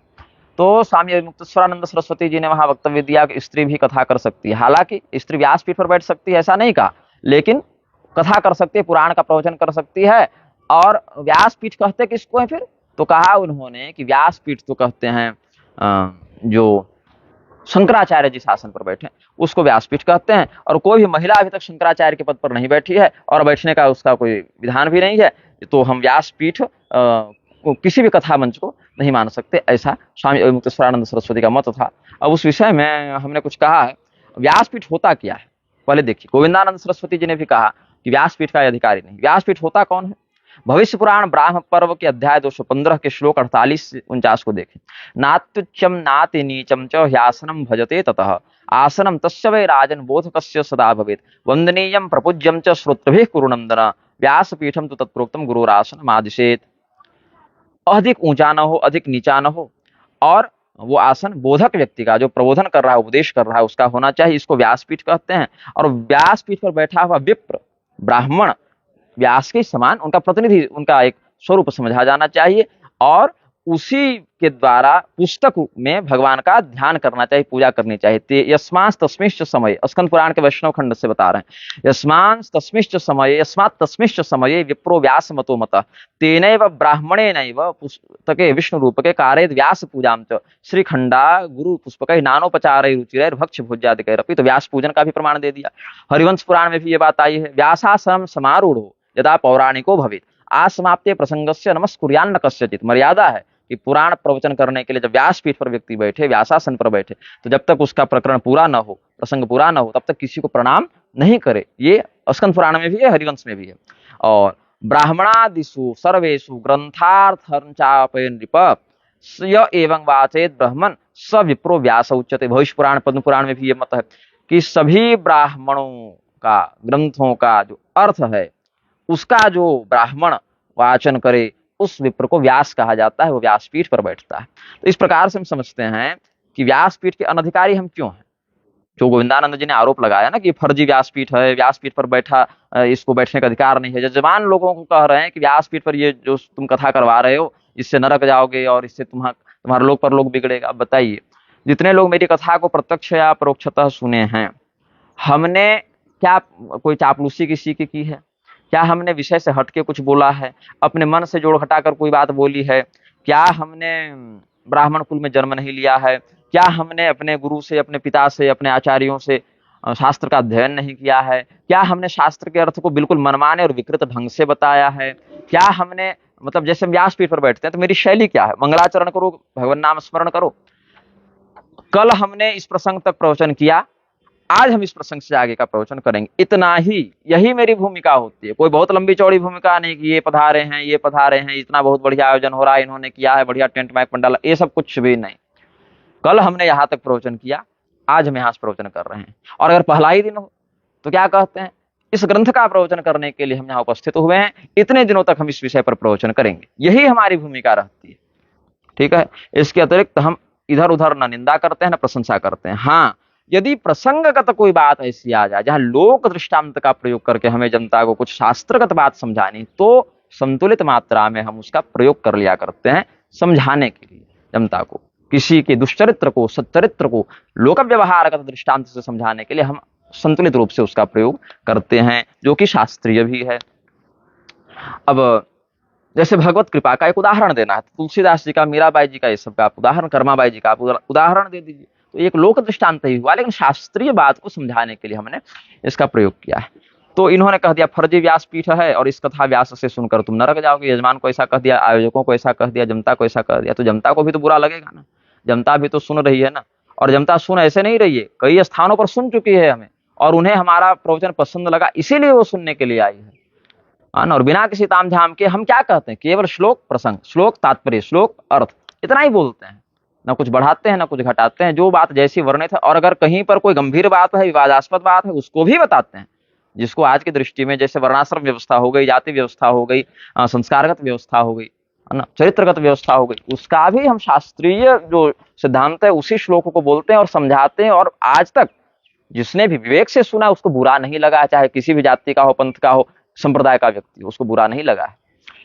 क्योंकि हमने अपने मन से न राग पूर्वक न द्वेष पूर्वक कुछ कहा, जो शास्त्र की बात है उसको उसके संपूर्ण मूल रूप में हमने उसको प्रकाशित किया है। अब दूसरी बात इन्होंने कहा, अब आते हैं स्वामी अविमुक्तेश्वरानंद सरस्वती के प्रकरण पर। हाँ, फिर उन्होंने एक बात और कही मंच से कि तुमको निग्रहाचार्य के पद पर किसने अभिषेक कर दिया, अभिषेक कर दिया। अब भैया हम जब बोलने के लिए तत्पर हुए तो कहते मैं फर्जी लोगों से बात नहीं करता हूं। जब आप फर्जी लोगों से बात ही नहीं करते तो यहाँ आए क्यों हैं? फिर आप फर्जी लोगों से बात करने क्यों आए हैं? आप 1.5 घंटा से फर्जी लोगों के सामने क्यों बैठे हुए हैं? फर्जी लोगों से बात ही तो कर रहे हैं आप ना। जब फर्जी लोगों से आप बात नहीं करते तो आपको चुप रहना चाहिए। फर्जी लोग तो आपसे बात कर सकते हैं ना भाई। आपने ये कहा कि मैं फर्जी लोगों से बात नहीं करता, लेकिन 1.5 घंटा से तो आप ही बात किए जा रहे हैं। और जब फर्जी लोग कुछ बात करना चाहें, आपकी दृष्टि वाले फर्जी लोग, हमने तो ये नहीं कहा कि हम आपसे बात नहीं करेंगे, फर्जी लोग आपसे बात कर लें, इसमें क्या दिक्कत है? लेकिन आप स्वयं कहते हैं फर्जी लोगों से बात नहीं करते और 1.5 घंटा से आप फर्जी से ही बात कर रहे हैं बैठ के। इन्होंने कहा मेरा आसन हटाओ यहां से, क्यों? इसके पीछे फोटो लगा है इसका, तो हम फर्जी लोगों के सामने बात नहीं करते, मतलब वो उनका फोटो अपने पीछे नहीं लगाते और सामने आकर बैठ के चलो आमने सामने फर्जी का दर्शन करते हुए बात करेंगे। तो ऐसा नहीं होना चाहिए, सिद्धांत में व्याघात नहीं होना चाहिए। चलिए अब आते हैं अविमुक्तेश्वरानंद जी के प्रकरण पर। देखिए बात है ना, विरोध तो हमने भी स्वामी अविमुक्तेश्वरानंद सरस्वती का किया है, ये भी प्रत्यक्ष बात है, लेकिन सिद्धांत के आधार पर किया है। कोई खेत घर जमीन का झगड़ा करके नहीं किया और एक शैली में किया। इसी कवर्धा में कुसुम घटा में हम जब रुद्र यज्ञ में उनके मंच पर थे, और मंच न उनका था न मंच मेरा था, मंच तो उनके गुरु जी का था, स्वरूपानंद सरस्वती जी का था, लेकिन अस्वस्थता के कारण वो नहीं आ पाए थे, तो उनके बदले स्वामी अविमुक्तेश्वरानंद सरस्वती आए थे और हम भी आए थे। तो हमारा मंच भी नहीं, उनका मंच भी नहीं, मंच तो उनके शंकराचार्य जी का था, वस्तुतः सत्य यही है। अब उस मंच पर उनको जो बोलना था वो बोले, हमको जो बोलना था हम बोले। हमारा वहां विषय था मनुस्मृति में जो धर्म के 10 लक्षण बताए हैं, उन्हीं पर हमने व्याख्यान किया। मेरे दोनों दिनों का प्रवचन कुछ अंश के रूप में वहां के लोगों ने रिकॉर्ड करवाया था, तो यूट्यूब में होगा। अब स्वामी विशुद्धानंद सरस्वती जी वहां आए थे, स्वामी अविमुक्तेश्वरानंद सरस्वती जी भी आए थे, और एक महिला कथावाचिका भी आई थी जो हमारे आने से पहले जा भी चुकी थी। अगर पता रहता तो हम भी नहीं जाते वहां पर, महिला व्यासपीठ में हम लोग जाते भी नहीं है, तो हमको पता भी नहीं था। और वो महिला कथावाचिका जा चुकी थी, तो हमने क्या कहा कि उन लोगों ने कहा, विशुद्धानंद जी ने कहा कि जहां पर इस प्रकार से आप महिला कथावाचिकाओं को बुलाएं, भैया हमको मत बुलाया करें। उनको भी नहीं पता था, उनको भी लोगों ने बुलाया तो उनको पता भी नहीं था। आए ऐसा देखा तो उन्होंने जनता को कहा। अब लोगों ने स्वामी अविमुक्तेश्वरानंद सरस्वती से प्रश्न किया, तो उन्होंने कहा हाँ, महिलाएं भी कथा कर सकती हैं, दादी नानी तो कथा कहती थी, पूरा कहानी सुनाती थी। तो घरेलू में दादी नानी बच्चों को जो सुनाती है, उस बात को उन्होंने मंच से प्रवचन पर जोड़ दिया। और जब कहा कि फिर व्यासपीठ पर कैसे बैठती हैं, तो बोल दी व्यासपीठ तो केवल वह आसन है जहां शंकराचार्य बैठते हैं, लेकिन ऐसा तो है नहीं शास्त्र में, हमको तो ये नहीं मिला है। क्यों? तो शंकराचार्य जी व्यासपीठ जी की गुरु परंपरा में नीचे आते हैं, तो भैया तो रामानुजाचार्य जी भी आते हैं, रामानंदाचार्य जी भी आते हैं, मध्वाचार्य जी भी आते हैं, पुनरपि बदरिंग प्राप्य कृष्णम च नत्वा, सब वेदव्यास जी की परंपरा में, बाहर कौन है? तो ऐसा नहीं है ना। तो फिर हमने उनके गुरु जी को, स्वामी स्वरूपानंद सरस्वती जी को बाकायदा लंबा चौड़ा पत्र लिखकर भेजा था। ये बात भी सबके सामने, पत्र के चित्र आज भी सोशल मीडिया में होंगे। और हमने वीडियो से, लेख से, शास्त्रीय प्रमाणों के साथ स्वामी अविमुक्तेश्वरानंद सरस्वती जी का खंडन किया। और ऐसा नहीं कि इलाका छोड़ के हम भाग गए, उसके बाद हम छत्तीसगढ़ में ही रहे, बल्कि कवर्धा में ही 4 दिन बैठे रहे। और उसके बाद उस गांव में भी गए, कुसुमघटा में भी गए, और वहां पर स्वामी अविमुक्तेश्वरानंद जी के चेले भी आए, हमारे मंच पर भी आए। और स्वामी अविमुक्तेश्वरानंद जी के मठ के प्रकल्प के लिए कुछ आर्थिक सहयोग भी उस मंच से किया गया था, दान भी किया गया था। तो कहने का तात्पर्य है कि शास्त्रीय प्रमाण के आधार पर ही हम कुछ कहते हैं। काशी कॉरिडोर में जब स्वामी अविमुक्तेश्वरानंद सरस्वती जी मंदिरों के विध्वंस का, अपमान का जब विरोध कर रहे थे, और कितनी लाठी खाए, अनशन पर बैठे, प्रशासन से प्रताड़ित भी हुए, हम वहां उनके समर्थन में थे। हमने लिखित वक्तव्य भी दिया था। हमारे पाठक भैया उनके पराक्रम जब चल रहा था वहां गए भी थे, है ना। तो हमने न किसी व्यक्ति का चेहरा देखकर समर्थन किया भैया, न चेहरा देखकर विरोध किया है। हमें जो बात उनके माध्यम से शास्त्रीय दृष्टि में सही लगी और मेरे पास शास्त्र प्रमाण है, हमने कह दिया बढ़िया, नहीं लगे तो कह दिया नहीं बढ़िया। और ऐसा नहीं कि हमने कोई तमाशा बनाया, हमने उनके मंच पर जाकर कोई तमाशा नहीं किया और उनके लोगों ने भी हमारे मंच पर कोई तमाशा अभी तक नहीं किया था। हमारे मंच पर ऐसी पहली घटना घटित हुई है और जो घटित हुई है उसको दुर्भाग्यपूर्ण ही हम समझते हैं, उसके लिए हम कोई आह्लादों का व्यवहार नहीं करते। और यही समर्थन या विरोध की शैली शास्त्राध्ययन शास्त्राधारित होकर मेरा सबों के साथ यही शैली का व्यवहार है, चाहे वो किसी पीठ के किसी संप्रदाय के कोई भी आचार्य हो। यहां तक कि कई बार अगर हमने भी कुछ कहा है, कुछ किया है जो शास्त्र विरुद्ध जा रहा हो, जैसे उदाहरण स्वरूप हमने एक बार एक मंत्र वेद का लिखा था, ब्रह्मवशात हमने अथर्व वेद लिख दिया नीचे। तो गंगाधर पाठक मैथिल जी ने हमको टोका कि अथर्व वेद में कहाँ है दिखाई। तो फिर मेरा ध्यान गया, हमने तुरंत देखा करे तो गड़बड़ हो गई, ये तो ऋग्वेद का है। तो फिर हमने सुधार दिया और कहा क्षमा कीजिए, ये असावधानी में त्रुटि हो गई, तो यहाँ ऋग्वेद लिख देता हूँ। तो अगर कहीं गलती हुई तो हम उसको स्वीकार भी करते हैं, लेकिन गलती नहीं होने पर, शास्त्र प्रमाण से पुष्ट होने पर, चाहे आप कोई भी हो, किसी संप्रदाय के किसी पद पर बैठे हो, हमको आपके पद से संप्रदाय से मतलब नहीं है, हमको मतलब है कि शास्त्र इस विषय में क्या कहते हैं। अब रही बात स्वरूपानंद सरस्वती जी की, तो गोविंदानंद जी ने कहा कि अब गोविंदानंद जी के गुरु जी का जो है ठोस पता हमें नहीं है। गोविंदानंद जी कहते हैं वे स्वामी स्वरूपानंद जी के शिष्य हैं और दूसरा पक्ष कहता है कि वे स्वामी स्वरूपानंद जी के शिष्य नहीं है, अपितु स्वामी जी के शिष्य अभिमुक्तेश्वरानंद सरस्वती के शिष्य अमृतानंद जी के शिष्य हैं। इतना अधिक अंतर, ये भी नहीं कि स्वरूपानंद सरस्वती जी के शिष्य हैं तो सीधे 3 पीढ़ी नीचे उतर गए, उनके चेले के चेले के चेले हैं, ऐसे कहते। अब क्या है, हमने देखा नहीं है, हमने अमृतानंद जी को भी व्यक्तिगत रूप से नहीं कोई वैसा गहरा जाना और स्वरूपानंद सरस्वती जी को भी नहीं जाना। स्वरूपानंद सरस्वती जी से एक ही मुलाकात है आधे घंटे की, उसमें इस विषय पर कोई चर्चा नहीं हुई है। शास्त्रीय चर्चा हुई है, श्री विद्या मठ में वो थे, रवि पुष्य था, हम गए थे गंगा नहाने के लिए, तभी दर्शन हुआ था। और अमृतानंद जी से तो भेंटा ही नहीं है, बल्कि न फोन पर न व्यक्तिगत कोई जानकारी हमारे उनके, हम उनको चेहरा तक नहीं जानते हैं उनका। हाँ, एक कोई अमृतानंद सरस्वती को सर्वज्ञ शारदा पीठ कश्मीर का शंकराचार्य बनवा रहे थे, काशी परिषद विद्वत परिषद वाले कोई, तो हमने विरोध किया था कि इस प्रकार से फर्जी शंकराचार्यों को न बनाई। अब वही अमृतानंद है, कोई दूसरे हैं, ये सब हम नहीं जानते। अब इधर कहने लगे कि ये निग्रहाचार्य तो हमारे गुरु को पतित बताता है, शंकराचार्य साक्षात शिव स्वरूप होते हैं, वो पतित हो ही नहीं सकते, उनके जीवन में कोई कलंक नहीं है। अब उसके बाद उन्होंने कहा कि स्वरूपानंद सरस्वती जी ने एक फर्जी व्यक्ति को, एक ढोंगी को, एक छलिया को, एक अब्राह्मण को, शूद्र को, भाट को दंड संन्यास दे दिया। तो हमने, अब हालांकि हम वहां बोलना चाहते थे, लेकिन हम सोचे कि पहले पूरा बोल लें, और बोलने वो दे भी नहीं रहे थे, तो हमने धैर्यपूर्वक सुना। तो उन्होंने कहा ये हमारे गुरु को पतित बताता है। अब मेरा उत्तर आप सुन लीजिए। हमने स्वरूपानंद जी को, और मंच से भी हमने कहा था, लेकिन फिर भी सुन लीजिए, हमने स्वामी स्वरूपानंद जी को पतित है ऐसा नहीं कहा, हमने यह कहा है। क्या कहा है, किस शैली में कहा है, ये भी अक्षरशः बता देता हूं। हमने कहा है कि स्वामी गोविंदानंद जी, आप ही स्वयं कह रहे हैं कि अभिमुक्तेश्वरानंद सरस्वती शूद्र हैं, आप ही स्वयं स्वीकार कर रहे हैं कि आपके गुरुजी ने, स्वामी स्वरूपानंद सरस्वती जी ने, स्वामी अभिमुक्तेश्वरानंद सरस्वती को दंड संन्यास दिया।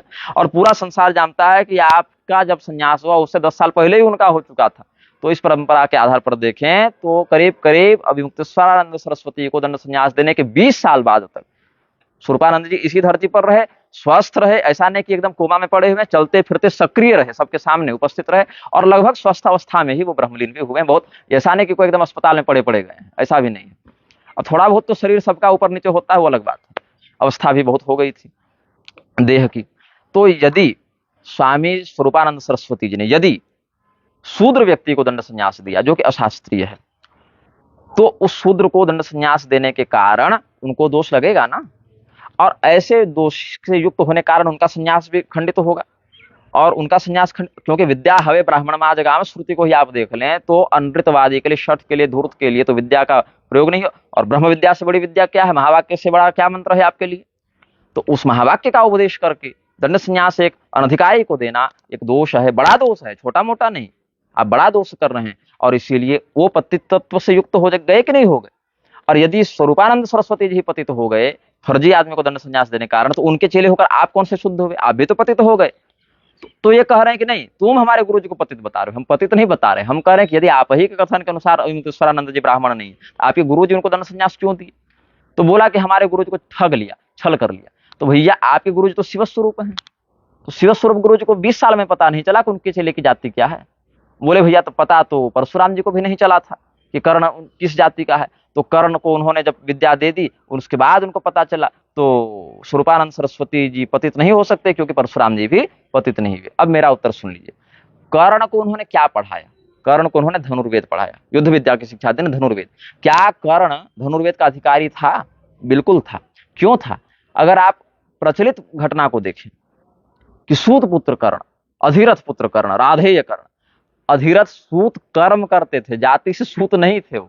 अब राजा की गद्दी पर तो एक ही व्यक्ति कोई बैठेगा ना, जितने क्षत्रिय हैं सब राजा ही थोड़े रहेंगे, राजा के सेवक भी तो क्षत्रिय ही होते थे। तो राजा के सारथी के रूप में जो अधिरथ थे वो सूत जाति से नहीं थे, उनकी आजीविका सूत कर्म से चलती थी। वस्तुतः अंग देश के जो राजा थे रोमपाद, जो दशरथ जी की बेटी शांता को गोद लिए हैं, जिनके दामाद थे श्रृंगी मुनि, उनके पीढ़ी में 8-10 कुछ ऐसे के बाद वो अधिरथ हुए। तो अधिरथ जी जो हैं वो तो राजा रोमपाद के वंश में आए ना। अंग देश का शासन उन्हीं के हाथ में प्रधानता से था, लेकिन चूंकि हस्तिनापुर की गद्दी बड़ी थी तो वो लोग सेवा में कैंकरी भाव से सामंत के रूप में रहते थे और सहयोग करते थे सूत कर्म में।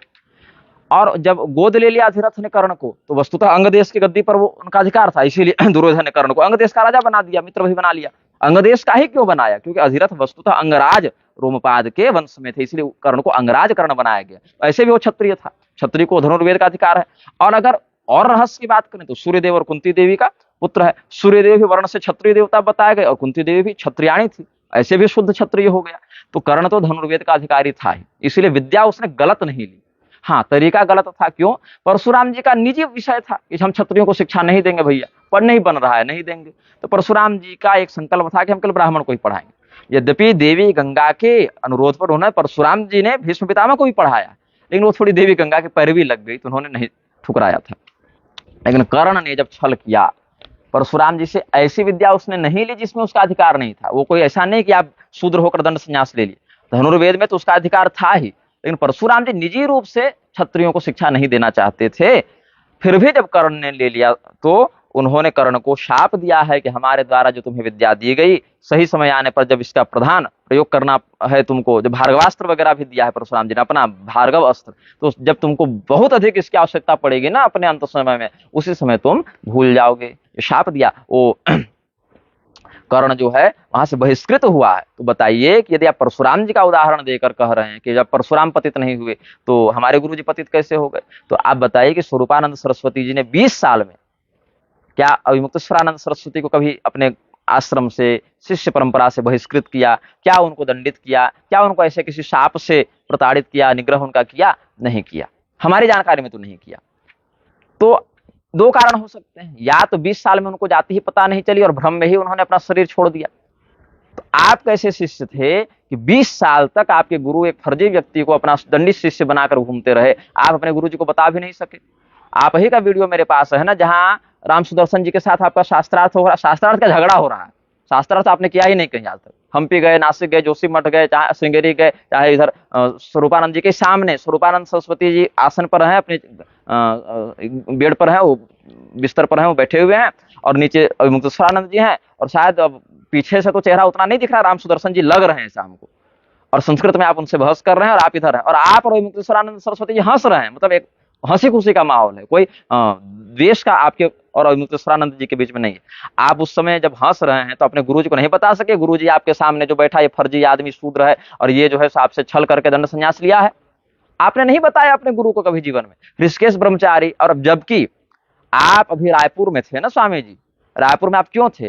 पूरी शंकराचार्य जी के जन्मोत्सव में आप सम्मिलित होने के लिए गए थे, वहां ऋषिकेश ब्रह्मचारी भी थे। ऋषिकेश ब्रह्मचारी का आधिकारिक ट्वीट आया था कि इनको हमने, स्वरूपानंद जी के प्रति, इनको हमने 100 बार बताया कि ये भाट हैं, शूद्र हैं, लेकिन उन्होंने हमारी बात पर ध्यान नहीं दिया। ऐसा जब ऋषिकेश ब्रह्मचारी ने कहा तो इसका अर्थ है कि स्वरूपानंद सरस्वती जी को पता था, लोग उनको बता रहे थे कि ये शूद्र है, ये ब्राह्मण नहीं, फिर भी उन्होंने ध्यान नहीं दिया। अब दो कारणों से हो सकता है उन्होंने ध्यान नहीं दिया, या तो उनको धर्म का ज्ञान ही नहीं था स्वरूपानंद जी को कि किसको दंड संन्यास देना है और किसको दंड संन्यास नहीं देना है, या फिर उनको ये पता था कि आप लोग सब फर्जी बात कर रहे हैं, इसीलिए आपके बहकावे में वो नहीं आए। अब यदि यह कहते हैं कि स्वरूपानंद जी को धर्म का ज्ञान ही नहीं था तो भी गलत है, क्योंकि उन्होंने दीर्घकाल अवधि तक तपस्या भी की, शास्त्र का अध्ययन भी किया, तो इतना तो पता था कि इसको दंड संन्यास देना नहीं देना है। क्या पांडे जी, परसों फोन आया था एक व्यक्ति का आपके पास कि हमको दंड संन्यास लेना है, हम क्षत्रिय हैं, तो निग्रहाचार्य बताएं इसमें क्या करना है। तो आपने पूछा, तब उन्होंने कहा कि हम पहले स्वरूपानंद जी के पास गए थे दंड संन्यास लेने, तो उन्होंने कहा तुम क्षत्रिय हो और क्षत्रिय का दंड संन्यास में अधिकार नहीं है, तो इस प्रकार से हम नहीं दे सकते, गलत है। तो स्वरूपानंद जी ने जब नहीं दिया तो हमसे पूछने फिर आए, मैंने 2-4 साल के बाद फिर, अब जब हमारा परिचय हुआ तो हमारे मीडिया प्रभारी को, पांडे जी को फोन किया उसने, जो भी थे, अब कलकत्ता बंगाल कहाँ के थे पता नहीं, अब मुझे नाम तो स्मरण नहीं, हजारों लोग संपर्क करते रहते हैं। तो उसने कहा कि क्या दंड संन्यास क्षत्रिय ले सकता है? हम बोले भैया ऐसा तो नहीं है, बस त्यागात्मक संन्यास तो नैष्कर्म से दे, तो भाई शबरी जी को भी थी, वो छोड़ो ना, विदुर जी, शबरी जी, धर्मव्यास भी, वो कर्म फल का परित्याग करना अलग बात है, काम्यानाम कर्मणाम न्यासं संन्यासं कवयो विदुः, ये अलग बात है, लेकिन दंड संन्यास मुखजानाम यम धर्मो विहितम लिंग धारणम, ये शास्त्र कहता है, अन्य का नहीं इसमें। तो स्वरूपानंद सरस्वती जी जब क्षत्रिय तक को दंड संन्यास नहीं दे रहे तो शूद्र को कैसे दे देंगे भाई? इसका अर्थ उनको पता था किसको देना है किसको नहीं देना है, और जब पता था तो और गलती से दे भी दिया, तो आप लोग जब 100 बार उनको समझाया, जैसा ऋषिकेश ब्रह्मचारी के ट्वीट से सिद्ध होता है, तब वो क्यों नहीं माने? अगर नहीं माने और सही में मुक्तेश्वरानंद सरस्वती आपके कथन पर हम विश्वास करके यदि उनको शूद्र कह दें, तो उस स्थिति में तो आपके गुरु पतित होंगे ना भाई। छल वहां नहीं रहा फिर ना, जैसे परशुराम जी को जब पता चला कि कर्ण फर्जी आदमी निकल गया, झूठ बोलकर आया, तो उन्होंने बाहर निकाला, बहिष्कृत किया, शाप दिया। आपके गुरु ने क्या दिया? कुछ ऐसा दंड दिया? नहीं दिया।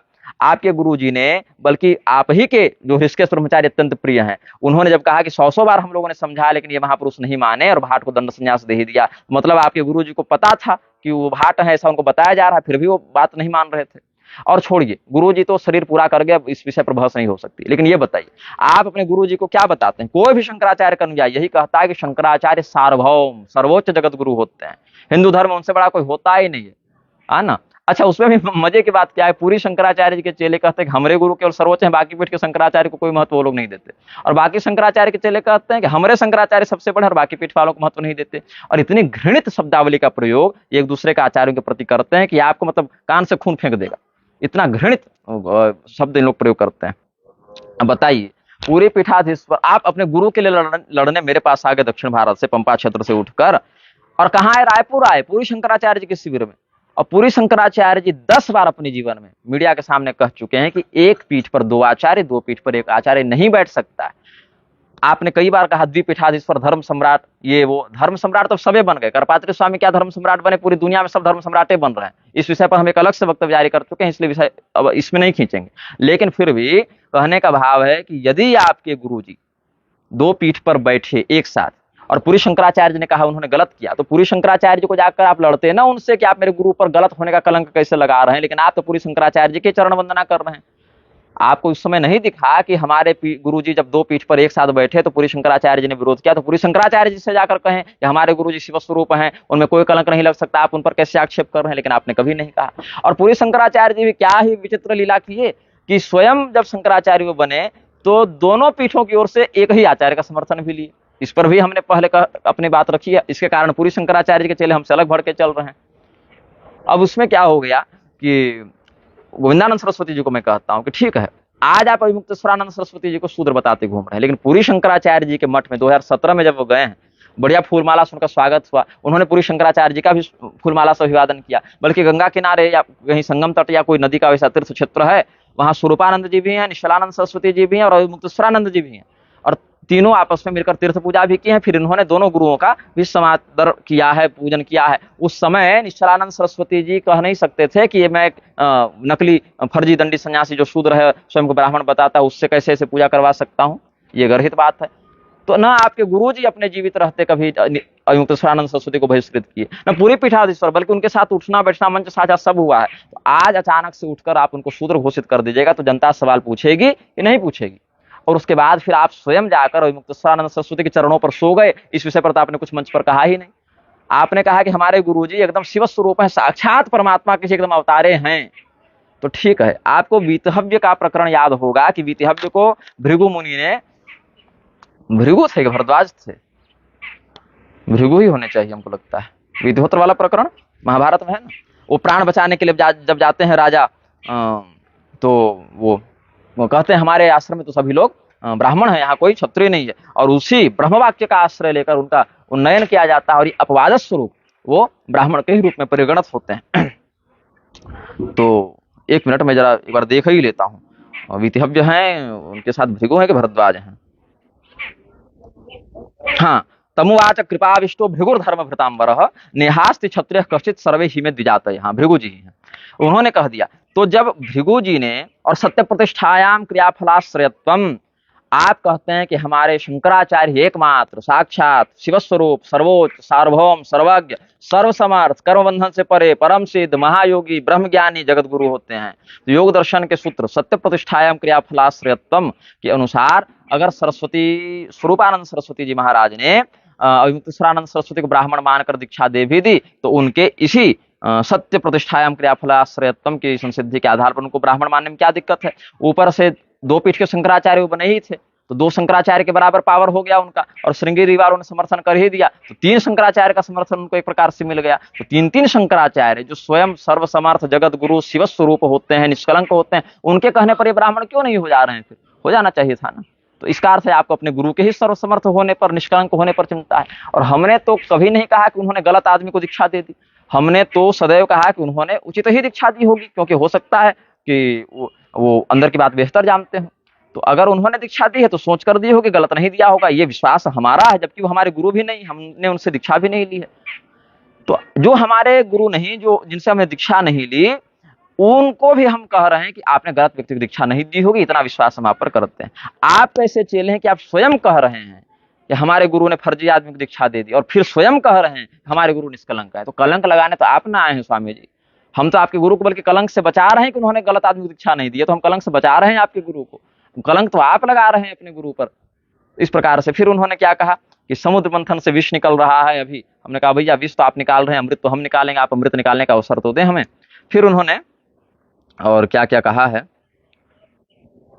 हाँ परशुराम जी का हो गया, और ये हाँ अब गुरु जी को पता नहीं था, लेकिन अब देखिए अगर आप इतने ही परंपरा के निर्वाहक हैं, तो हमको जहां तक सुनने में आया है स्वामी निर्विकल्पानंद सरस्वती जो राजीव मिश्रा है और शाकद्वीपी है, शाकद्वीपी में तो समान गोत्र प्रवर का एक कुलवृत्त सम्मत विप्रपत्तिपत्ति से पूर्वभेदाश्रित विवाह सामान्य हो जाता है। पूर्वभेद हो तो समान गोत्र का दोष शाकद्वीपियों को नहीं लगता है। एक विप्रतिपत्ति इनके वंश में विशेष मान्य। भौम और दिव्य दो ब्राह्मण होते हैं ना, तो भौम ब्राह्मणों पर ये लागू नहीं होता, लेकिन दिव्य ब्राह्मणों पर जो शाकद्वीपी हैं उनमें विप्रतिपत्ति से जैसे दक्षिणी मातुली कन्या इत्यादि भी लगाते हैं, तो पूर्व भेदाश्रित विवाह में गोत्र प्रवर आदि की समानता का दोष नहीं लगता। इसको हमने एक लंबाई चौड़े शास्त्र सम्मत लेख से सिद्ध भी किया है, और ये कुलवृद्ध परंपरा शाकद्वीप में चलती भी है।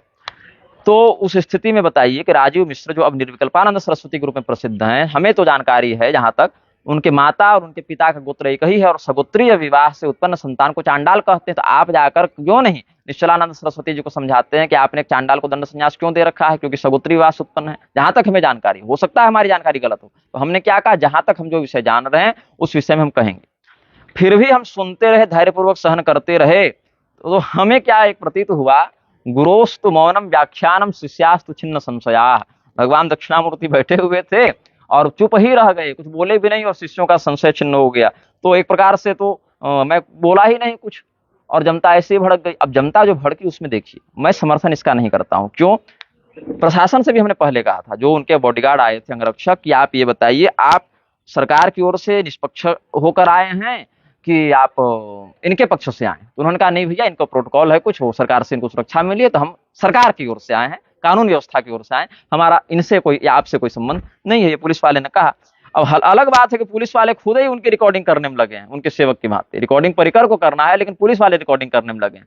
अब चलिए ठीक है, उतना उस विषय से मेरा संबंध भी नहीं है कौन क्या कर रहा है, लेकिन एक कहने का भाव है। तो मैंने कहा था उसी समय कि शास्त्र पक्ष में प्रशासन का हस्तक्षेप जब तक सुरक्षागत विषय न आ जाए स्वीकार्य नहीं किया जाएगा। शास्त्रीय बात को शास्त्र की दृष्टि से समझना चाहिए।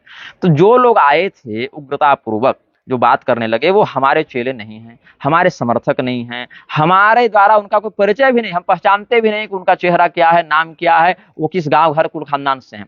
हाँ, अवश्य उन्होंने अपना परिचय अविमुक्तेश्वरानंद जी के शिष्यों के रूप में दिया, लेकिन हमने यह भी नहीं देखा कि अविमुक्तेश्वरानंद जी ने उनको दीक्षा दी है कि नहीं दी है, कि स्वामी अविमुक्तेश्वरानंद सरस्वती उनको पहचानते हैं कि नहीं पहचानते हैं, यह भी हम नहीं जानते। तो हमने बल्कि उनको रोकने का प्रयास किया, और यह स्पष्ट कहा, आप वीडियो में सुन सकते हैं, कि आप लोग शांत रहिए, बैठिए, उत्तर मुझे देना है, ये पक्ष हमारा और इनका है, आप कैसे बीच में बोल रहे हैं, ये सब हमने कहा है। और जब ये बोल रहे हैं तो मुझे उत्तर देना है ना, क्योंकि पक्ष हम हैं। और हम उत्तर देंगे, आप पहले शांत होकर बैठिए। लेकिन वो लोग केवल तमाशा करने ही आए थे। अब भीड़ में 100 लोग हैं और 2 तमाशाई अगर घुस जाएं, उस पर हम क्या कर सकते हैं? हमने उनको नहीं बुलाया, हमने तो किसी को नहीं बुलाया, मध्यस्थ तक को नहीं बुलाया, हमने किसी को बुलाया ही नहीं।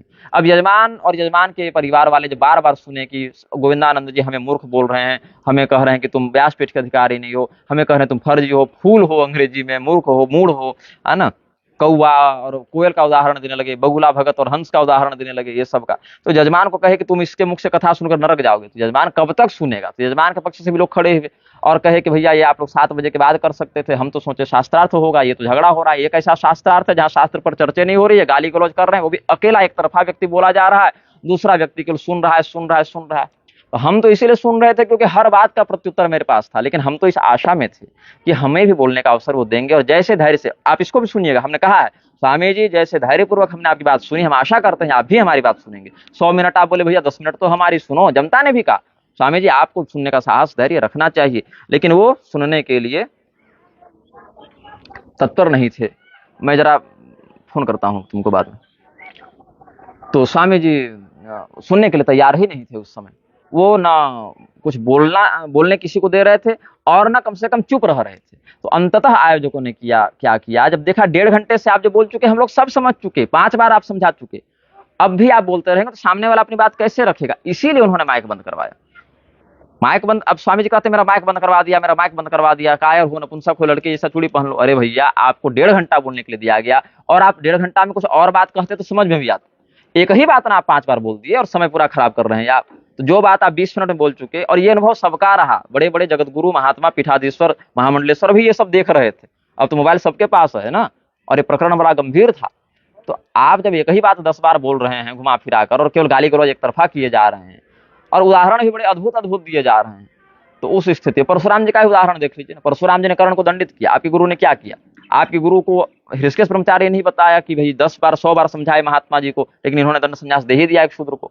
उस स्थिति में जब उन्होंने दंड संन्यास दिया भैया, तो हृषिकेश ब्रह्मचारी क्यों आप उनको घुसने दिए पूरी पीठ में और कहा द्वारिका पीठ से पधारे दंडी सन्यासी का स्वागत है, या जो भी है इस प्रकार से?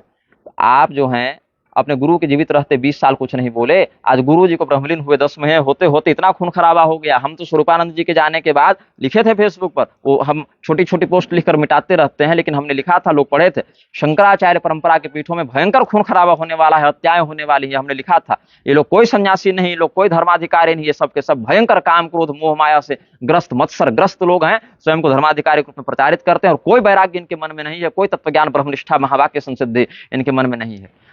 अब उसके बाद जनता उग्र हो गई, हमने जनता को बहुत शांत किया है, लेकिन स्वामी, अब मैंने देखा अब जनता उग्र हो गई, तो हमारे जो प्रभारी हैं, पांडे जी हैं, दुबे जी हैं, और स्थानीय ब्राह्मण जन थे, वो लोग क्या किए, पांडे जी बल्कि जाकर कहे उनके परिकर को, देखिए ये बहुत माहौल गर्म हो रहा है, आप सुरक्षित यहाँ से निकल जाइए। बल्कि हमारे परिकर ने तो रक्षा की उनकी।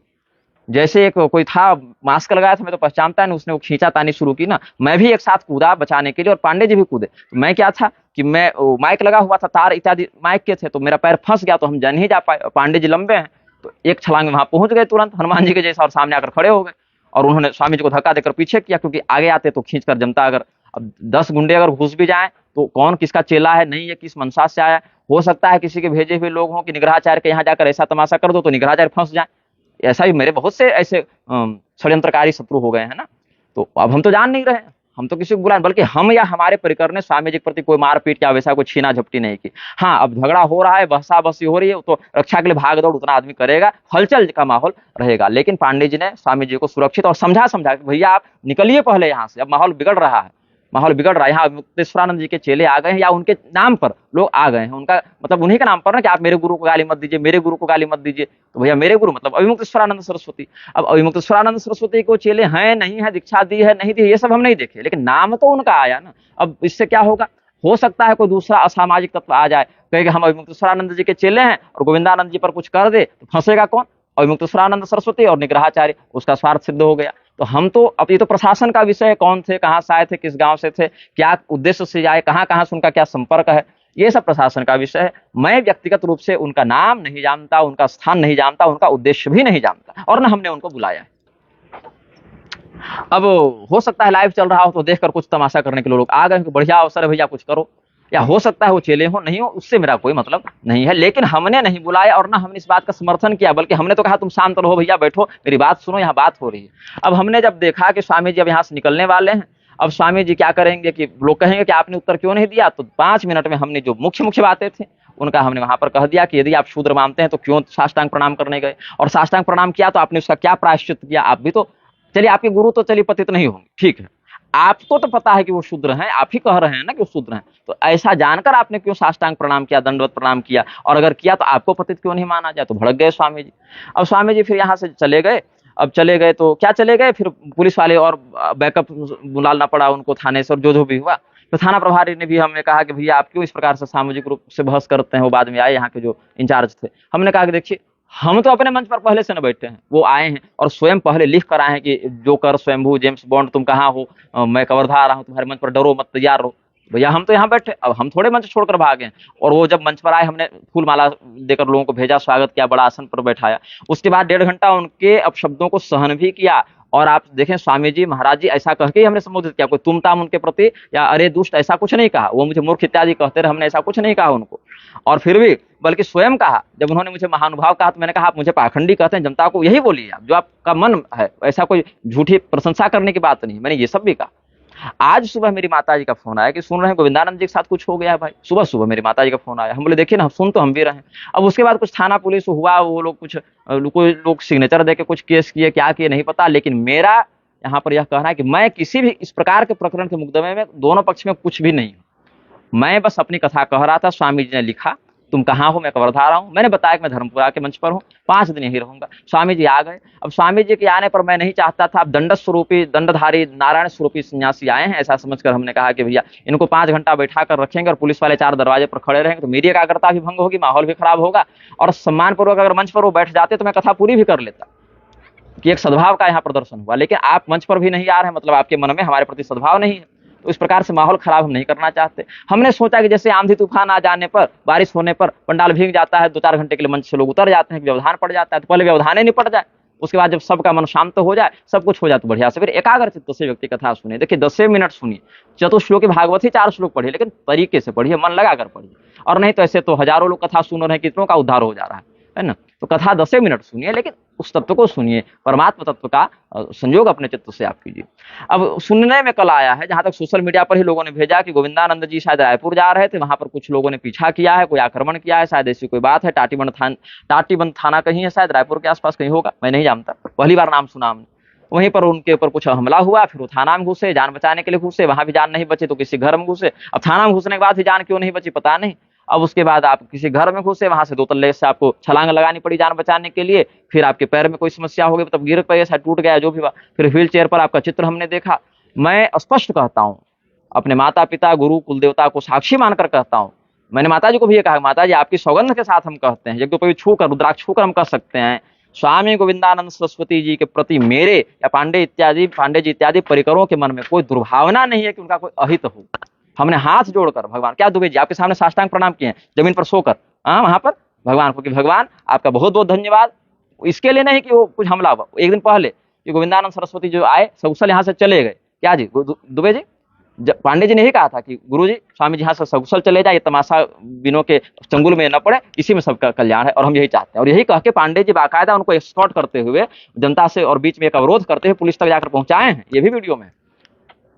हाँ, अब बहसा बस्ती में क्या होता है, भाग दौड़ होती है, लेकिन पांडे जी ने या हमारे किसी भी सुहृद ने जिनको हम जानते हैं, उन्होंने जो हमारे पक्ष से, हमारे घर से आए हैं या जो भी अगल बगल के लोग, उन्होंने कुछ दुर्व्यवहार नहीं किया, ये हम विश्वास पूर्वक कह सकते हैं। पूरे गांव वाले वहां बैठे थे, सम्मानित जन वहां बैठे थे। और फिर कल जब हमें पता चला गोविंदानंद जी के साथ ऐसा हो गया है, पांडे जी भी वहीं थे, हमने हाथ जोड़कर कहा हे भगवान उनका और उनके परिकरों का किसी भी प्रकार से कोई अहित न हो, यही हम आपके लिए करते हैं, चिंतन करते हैं। और माता जी को हमने कहा माता जी देखिए बात है ना, हम लोग लड़ते तो हैं, लेकिन शास्त्र के लिए लड़ते हैं और शास्त्रीय तरीके से लड़ते हैं, उसमें ध्येय भी शास्त्र का संरक्षण होता है और विधि भी शास्त्रीय होती है। ऐसा नहीं कि कोई क्रिमिनल हम लोग हैं कि भैया फोन कर दे, क्रिमिनल लोग बहुत घुसे हैं धर्माधिकारी के वेश में, ये सत्य है। मठ मंदिरों में से जंगल से ज्यादा, पहले तो जंगल में डकैत होते थे ना, अब तो मठ मंदिरों में घुस गए।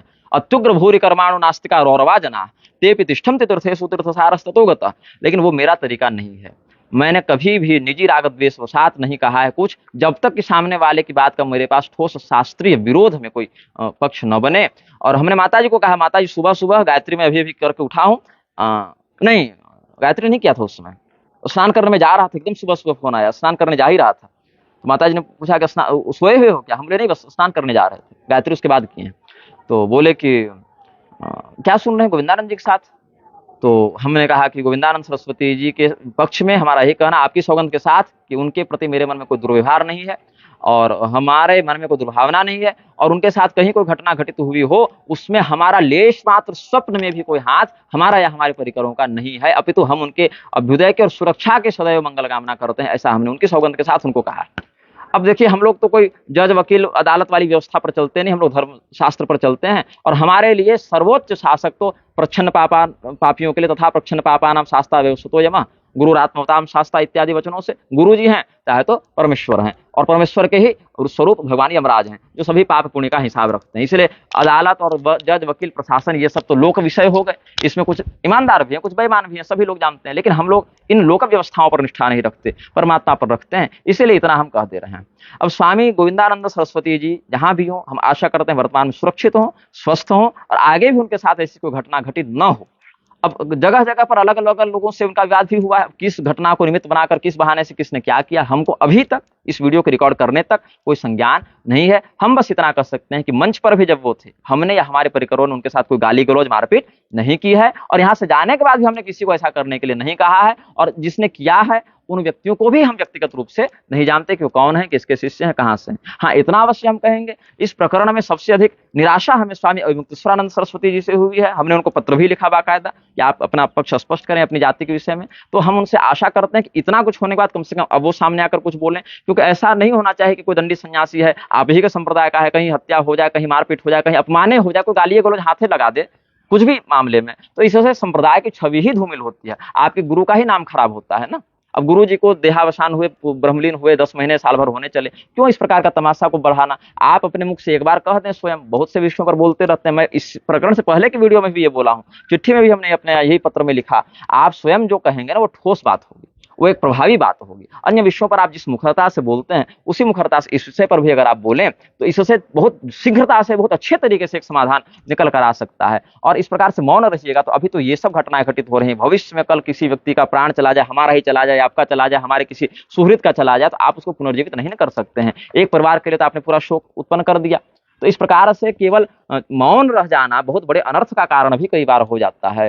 तो इसीलिए हम स्वामी अविमुक्तेश्वरानंद सरस्वती जी से भी यह आशा करते हैं, कम से कम इतनी घटनाओं के बाद वो कुछ बोलें, एक आधिकारिक वक्तव्य जारी करें, वो बताएं कि आपके नाम पर जो ये सब हो रहा है ये कहाँ तक शास्त्रीय है या शोभनीय है। शास्त्रगत कोई विषय हो तो उस पर आप एक साल लड़िए ना, शास्त्रार्थ तो 6-6 महीना, साल भर चला है शंकराचार्य जी का, मंडन मिश्र इत्यादि के साथ चला है ना, वो छोड़ दीजिए। शास्त्रीय विषय पर शास्त्रीय मर्यादा से जो बात होती है ना वो तो होती ही रहती। लेकिन इस प्रकार से जब तक आप मौन रहिएगा ये झगड़ा और गहरा होगा और दुर्भावना और सनातन धर्म में विद्वेष उत्पन्न होगा। इसलिए हम आशा करते हैं उधर से भी आप कुछ ठोस समाधान दें।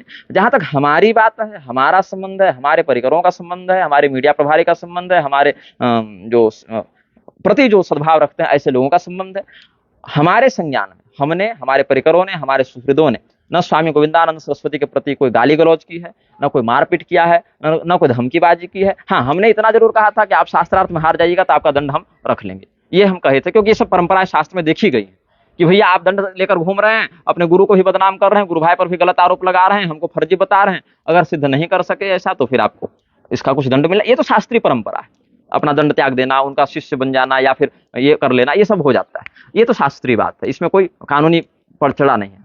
और यदि नहीं सिद्ध कर पाए आप तो ऐसे हम तो ऐसे ही जीते, ये सब हमने कुछ कहा था, ये बात है। बाद में हमने ये सब कोई प्रयास भी नहीं किया, वहां पर कोई दंड छीन लो, झपट लो, कोई अभद्रता करो, ये सब भी हमने कुछ नहीं किया। लोगों ने पूछा ना कि आप दंड क्यों नहीं छीने, हमने ऐसी कोई अभद्रता भी नहीं की वहां पर, तो क्योंकि शास्त्रार्थ हुआ ही नहीं ना भाई, आप एक तरफा बोल के चले गए। पहले हम कुछ बोलते तब तो निर्णय होता कि कौन पक्ष क्या कह रहा है।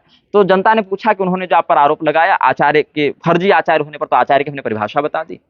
अब हमारी गुरु परंपरा जहां तक है तो हम कह चुके हैं 10 बार की निग्रह प्रवेशिका हम लिख रहे हैं, 6 महीना में, होली से पहले तक वो प्रकाशित हो जाएगी। 6 महीना तो नहीं कहूंगा, होली से पहले तक, हो सकता है 8 महीना में होली हो, अभी तो आषाढ़ चल रहा है ना, 4 ही महीना बीतते हैं इधर, 12 महीने का साल होता है। तो निग्रह प्रवेशिका में हम सब कुछ नाम कुल के साथ परंपरा का, और हमसे पहले जो निग्रहाचार्य हुए, हमारे बाद जो होंगे, सबका हम शास्त्र प्रमाण के साथ वर्णन कर देंगे। थोड़ा धैर्य रखिए, हम भी एकदम बेरोजगार नहीं बैठे कि आप कहे और हम एकदम तुरंत जवाबे देने लग गए, है ना। समय लगता है चीजों में, अन्य भी कार्य होते हैं, और बार बार एक एक व्यक्ति को जवाब नहीं दिया जा सकता, इसलिए ग्रंथ ही लिख दे रहे हैं कि भैया जिसको जानना है उसको पढ़ ले। तो गोविंदानंद सरस्वती जी के साथ हमने ना कोई दुर्भावना पूर्वक व्यवहार किया, ना कोई गाली गलौज की, ना हमारे किसी व्यक्ति ने या हमने मारपीट किया। हाँ, अब आखिरी के 5 मिनट थोड़ा हमने ऊंचे स्वर में कहा, क्योंकि बहुत हल्ला हो रहा था, लोग मेरी बात भी सुन ले, इसलिए हमने उतना कहा, और शांत शब्दों में हमने इस वक्तव्य में अपनी बात स्पष्ट कह दी है। हम आशा करते हैं भविष्य में भी उनके प्रति या किसी भी व्यक्ति के प्रति इस प्रकार से अनुचित व्यवहार नहीं किया जाएगा। सर्वेषां मंगलम भूयाद, एष धर्म सनातनः, सभी लोगों का मंगल हो, यही सनातन धर्म है, और इसी विश्व मंगल की कामना से हम इस वक्तव्य को पूर्ण करते हैं। श्रीमन नारायण, हर हर महादेव, नमः चंडिकायै।